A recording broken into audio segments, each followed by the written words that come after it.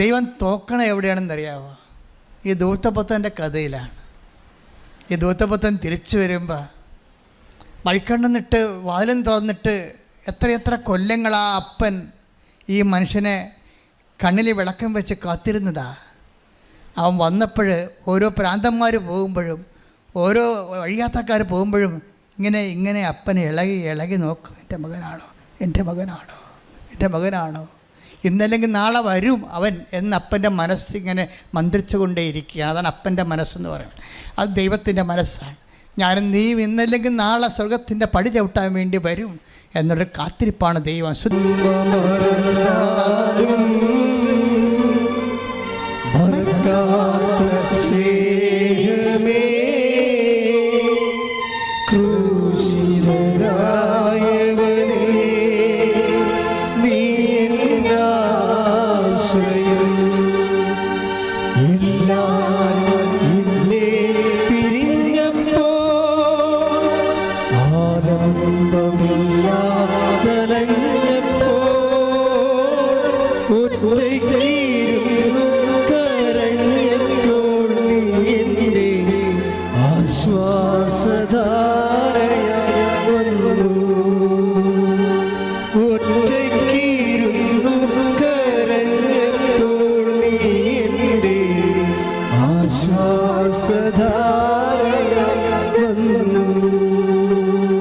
അങ്ങനെ ഒരു ദിവസം ഇവൻ വന്നപ്പോഴെന്നാ ചെയ്തത്?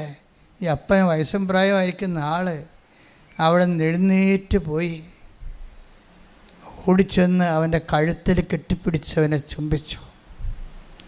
എന്നിട്ട് ഒറ്റ ശ്വാസത്തിൽ കുറേ കാര്യങ്ങൾ അപ്പം പറഞ്ഞു. അവൻ പറഞ്ഞു തരണം. അവൻ കുറേ കാര്യങ്ങൾ പറയാൻ വന്നതാണ്. അവൻ്റെ വാ പൊത്തണ പോലെ അപ്പം കുറേ കാര്യം പറഞ്ഞു. ഇവനെ കൊണ്ട് കുളിപ്പിക്കൂ, ഇവന് നല്ല വസ്ത്രം അണിയൂ, ഇവന് ചെരുപ്പണിയോ, ഇവന് മോതിരമണിയൂ. അപ്പം അവൻ്റെ മനസ്സ് ഇടിച്ചിടിച്ച് പറഞ്ഞു, അപ്പാ ഞാൻ അപ്പൻ്റെ മകൻ്റെ പേരിനെ പോലെ ഞാൻ യോഗ്യനല്ലെന്നൊക്കെ ഇവന് ഉള്ളിൽ പറയുന്നുണ്ട്. അത് പറയണത് സ്വരത്തിൽ പറഞ്ഞ അപ്പന് സങ്കടമായതുകൊണ്ട് അവനെ സ്വരത്തിൽ പറയിപ്പിക്കത്തില്ല അപ്പൻ. എന്നിട്ട് പറയും, നീ എൻ്റെ മകനാണ് എന്ന് തന്നെ പറഞ്ഞു ഒരച്ചത്തിൽ പറഞ്ഞുകൊണ്ട് മോതിരം കൊടുക്കൂ, ചെരുപ്പ് കൊടുക്കൂ എന്ന് പറഞ്ഞുകൊണ്ടിരിക്കുക. എന്താണ് അന്നത്തെ കാലത്ത് മക്കൾക്ക് മാത്രമേ ചെരുപ്പ് ഇടാൻ പാടുള്ളൂ. അന്നത്തെ കാലത്ത് മക്കൾക്ക് മാത്രമേ മോതിരം ഇടാൻ പറ്റുള്ളൂ. ഒരു മകനാണോ അടിമയാണോ എന്നറിയണത് അവൻ്റെ കയ്യെ നോക്കിയിട്ടാണ് പറയണത്. ഒരു ആൺമകൻ്റെ കയ്യിൽ മോതിരം ഉണ്ടെങ്കിൽ അവൻ മകനാണ്. അപ്പം ഞാൻ മകനല്ലപ്പാ, ഞാൻ എൻ്റെ മകനെൻ്റെ പേരിന് പറഞ്ഞാൽ ഞാൻ യോഗ്യനല്ല എന്നൊക്കെ ഇവൻ പറഞ്ഞുകൊണ്ടിരിക്കണമെങ്കിലും അതൊന്നും ആ സ്വരം പുറത്ത് കേൾപ്പിക്കാത്ത രീതിയിൽ അപ്പൻ്റെ സ്വരം അതിനേക്കാൾ വലിയ പ്രവൃത്തിയായിട്ട് മാറുകയാണ്.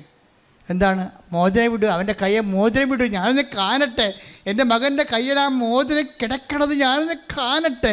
എത്ര കൊല്ലമായി ഈ കൈ ഞാൻ കണ്ടിട്ട്, മോതിരം ഇട്ട കൈ. എന്തൊരപ്പനാണിത്! ഈ അപ്പൻ്റെ കഥ പറയുന്നതാണ് കർത്താവ്. അപ്പൻ്റെ സ്നേഹം കാണിക്കണതാണ് കുരിശ്. കർത്താവേ, നിന്റെ സ്നേഹം ഓർത്തിട്ട് എന്നിൽ അനുതാപം നൽകണമെന്ന് പ്രാർത്ഥിക്കുക. ശ്രദ്ധിക്കട്ടെ.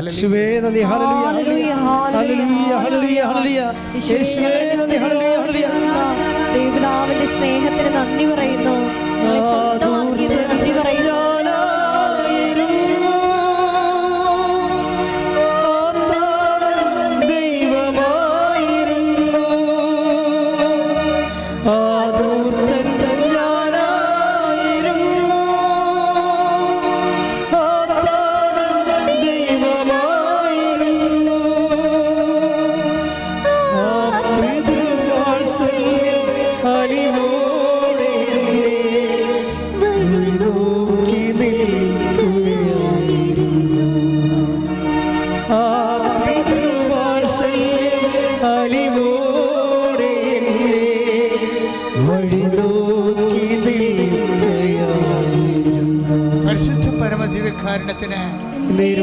ആരാധനയും സ്തുതിയും പുകഴ്ചയും. മോതിരവും വിട്ട് ചെരുപ്പ് വിട്ട് നല്ല ഉടുപ്പ് വിട്ട് വന്നപ്പോൾ അപ്പനങ്ങ് നൃത്തം ചെയ്യാൻ തുടങ്ങി. അവിടെ നൃത്തം ചെയ്യുകയും വാദ്യഘോഷം നടക്കും മനുഷ്യരുടെ കൂടെ അപ്പനും അങ്ങ് സന്തോഷിക്കാൻ തുടങ്ങി. എത്ര കാലമായി ആ ചെവിടുകൾ, അപ്പൻ്റെ ചെവിടുകൾ നൃത്തച്ചെവിടുകളായിട്ട്. അപ്പനും മതിമറന്ന് നിൽക്കുമ്പോഴാണ് വേറെ ഒരുത്തം വരുന്നുണ്ട് അവിടെ. അത് ഒരു മകനാണ്, അപ്പനെ സ്നേഹിച്ച മകൻ, അപ്പൻ്റെ കൂടെ ജീവിച്ച മകൻ, കുടുംബത്തിന് വേണ്ടി സ്വയമായിട്ട് സമർപ്പിച്ച മകൻ, മൂത്ത മകൻ. അവൻ വരുമ്പോൾ ഇവിടെ ഒരിക്കലും ഇല്ലാത്ത വാദ്യാഘോഷങ്ങൾ നടക്കുമ്പോൾ അവൻ ഒരുത്തനെ വിളിച്ച് ചോദിക്കും, വാട്ട് ഈസ് ഹാപ്പനിങ് ദെയർ? അപ്പം ഇന്ന് അറിഞ്ഞില്ലേ, നിൻ്റെ അനുജൻ വന്നു. അപ്പോൾ ഇടിപെട്ടുകൊണ്ട പോലെ ഇവൻ്റെ മുഖം കറുത്തുപോയി. അപ്പോഴപ്പനും വിരിമാറ്റി നോക്കിയപ്പോൾ ദാണ്ട് നിൽക്കണേ തൻ്റെ മകൻ. അവനിനി ഇങ്ങോട്ട് വരത്തില്ലെന്ന് തോന്നിയപ്പോൾ അവനെയും പിടിക്കാൻ അപ്പൻ ചാടി പുറത്ത് വീഴും. അപ്പോൾ ആ മിണ്ടാതെ ഇങ്ങനെ കല്ല് പോലെ നിൽക്കും. എന്നിട്ട് ചോദിക്കും, അപ്പാ എത്ര കാലം ഞാൻ അപ്പന് വേണ്ടി വേല ചെയ്തു, അപ്പനിവിടെ നൃത്തം ചെയ്തില്ല, അപ്പനിവിടെ വാദ്യാഘോഷം ഉണ്ടാക്കിയില്ല, അവനെയും കാത്തപ്പൻ ഇരിക്കുകയായിരുന്നു. നമ്മുടെ സ്വത്തെല്ലാം അവൻ കൊണ്ടുപോയി നശിപ്പിച്ച വേശകളുടെ കൂടെ. അപ്പനത് ഓർത്തില്ല. അപ്പോഴപ്പം പറയണ ഒരു വാക്കുണ്ട്, എൻ്റെ മകനെ ഞാനൊരു അപ്പനല്ലേ എന്ന്. അതാണ് ഈശോ അതിൻ്റെ തൊളിപ്പിച്ച് വെച്ച ഒരു ഡയലോഗ്. എന്താണ്? എൻ്റെ മകനെ ഞാനൊരു അപ്പനല്ലേ. നീ പറഞ്ഞില്ല, ശരിയാണ്. നമ്മുടെ സ്വത്തെല്ലാം പോയി വേശികളിലൂടെ അവൻ ചിലവഴിച്ചു, അവനും കോലം കെട്ട് ചാകാനായി. പക്ഷെ അവൻ തിരിച്ചു വന്നപ്പോഴേ ഞാനൊരു അപ്പനല്ലേ എന്നാണ് എന്ന് പറഞ്ഞ് അപ്പം മൂത്തവൻ അനീതിയൊന്നും ചെയ്തില്ല. അപ്പൻ്റെ കൂടെ നിന്നവനല്ലേ. അപ്പൻ അവനോട് പറഞ്ഞ്, എനിക്കുള്ളതൊക്കെ നിൻ്റെതാ, പക്ഷെ ഇവൻ മരിച്ചു പോയവനല്ലേ, അവൻ തിരിച്ചു വന്നില്ലേ, നമുക്ക് സന്തോഷിക്കണ്ടേ. അപ്പോൾ അനുതപിക്കുന്ന ഒരു പാപിയെക്കുറിച്ച് സ്വർഗത്തിൻ്റെ ദൂതന്മാരുടെ ഇടയിൽ സ്വർഗത്തെ സന്തോഷിപ്പിക്കുന്ന ഒരു തിരിച്ചുവരവിനാണ് കർത്താവ് ക്രൂശിതനായി നമ്മുടെ മുമ്പിൽ ബലിയായി നിൽക്കുന്നത്. അതൊരു വിളിയാണ്, ബലിയൊരു വിളിയാണ്.